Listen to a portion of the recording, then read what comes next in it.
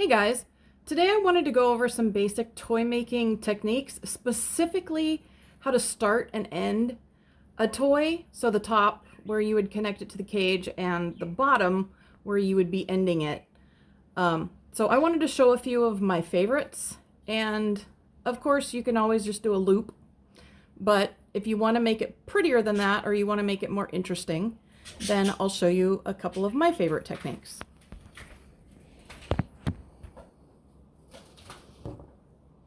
So you'll always need some kind of a snipper to snip the ends of your wire.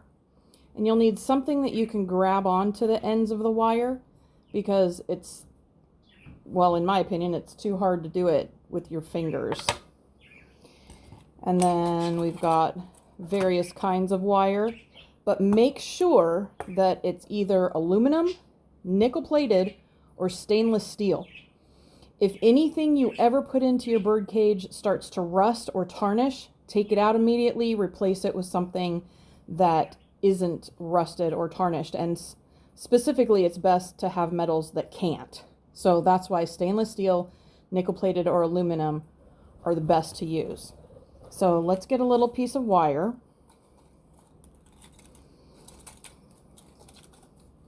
And we're just going to make a straight toy, just a little one. So we'll give us a little bit more space. So we're just going to snip it off. And then this will be what we'll use. So at the very top, I'll show a couple of things that I like to do. So one of them is just to spin this in a circle. Oops, not my snippers. To spin this in a circle that just gets a little bigger and a little bigger as it goes around, and it just kind of looks sort of cool to be this little spiral top thing. You can make it totally flat, you can make it any kind of a spiral, but what's kind of neat is you can just hook straight onto that. So if you have your little hooks that go onto the very top, now we can just put the hook right onto it. I like that. The other thing you can do is use this on the bottom in this spiral fashion. So if we have a block that is the very bottom, you can make that spiral if you don't want to use a bead, and then just bend it to flatten it. So just make it flat on the bottom, and now you don't need a bead to stop it. You've got this cute little spiral on the bottom to stop it. We can also pull the spiral out. If we pull it out a little bit and make it fan out, that looks kind of cool. So you can fan your spiral out and just make it look interesting. And of course, if it was at the top, then we'd probably put it that way.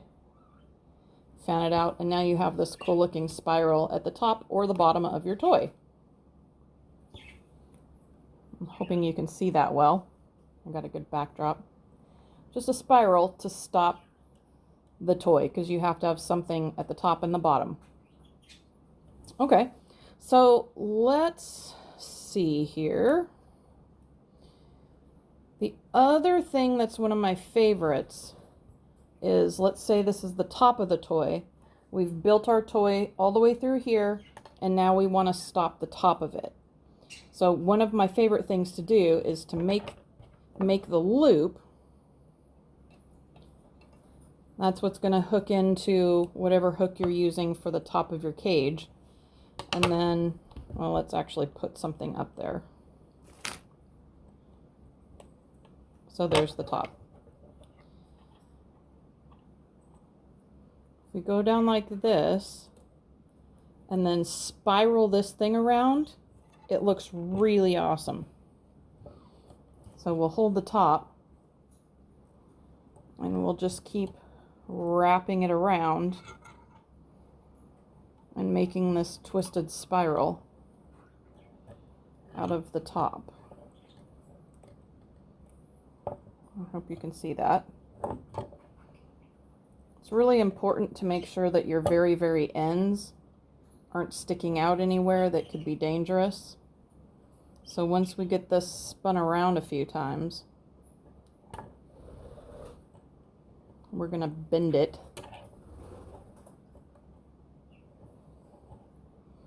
We're going to just bite it with the prongs, and we're going to make sure that that's bent all the way in, so it can't hurt anybody. But that's a fun little way to make the top look a little more interesting than just a loop, is to spin it. And you can do all kinds of spirals. You can make it more spirally. It looks a little bit more fun when it's more spirally. But that's the basic concept, is you loop it around, you loop it over, and then you just start spinning until the wire's used up. And then at the top of a toy, that looks pretty cool. And it'll hold it all in place. So then, the very last step would be to put your hook, or whatever you're using,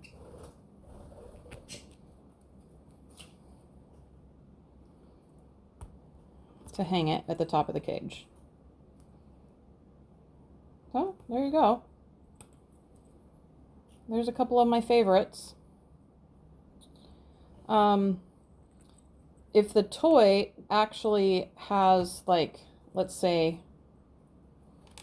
the toy ends with it looped like this, let's say we've done something on both sides of this wire and now we're putting it together and we want to end it like this, then you can also twist these together at the top, so it's not just a naked loop, because anything more fun looks more interesting.